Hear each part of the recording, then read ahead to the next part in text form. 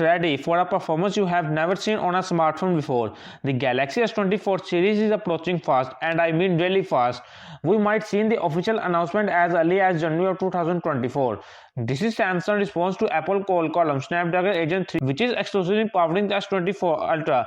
The performance for this chip is looking better and better with each leak. The gap between Apple and Samsung when it's come to GPU performance on their flagship phone has never been this big. According to the latest news, the Agent 3 GPU is said to be a lot faster than the GPU on the A70 Pro, with overall chip being 30% power efficiency.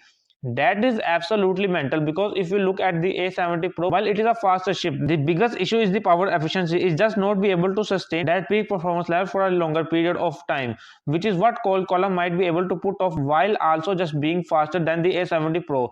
History is repeat itself. The S23 Ultra GPU is faster about 10 to 15% compared to the GPU inside the iPhone 14 Pro, and now the S24 Ultra GPU is set to double that number, potentially up to 30% faster than the A70 Pro. According to the latest leak, with all this gaming performance, Samsung is also doing what Apple did, is report that Samsung will be collaborating with game studios such as Epic Games, which is the company behind Fortnite and other gaming titles, as collaborating with other major gaming studios all around the world. Fingers crossed, hopefully we could see some good console game coming to the S24 Ultra in the future as well, since the Agent Gen 3 will be on other Android phones potentially. This could come for the other Android device as well.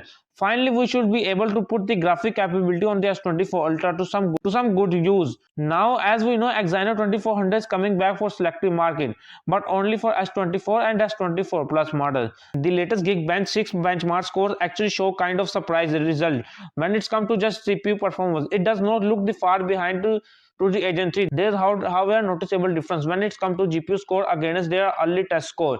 So things are bound to change. But seems like Exynos 2400, especially GPU benchmark based on Gigabench, is not all that bad. It's mainly behind when it's come to single core performance of the CPU and GPU. There's a big question mark on the efficiency of the Exynos 2400 compared to Snapdragon Agent 3, which seem to have the best efficiencies out of all these smartphone chips. Hence, Samsung is using that exclusively of the S2400. Let me know what you think about in this comment section below.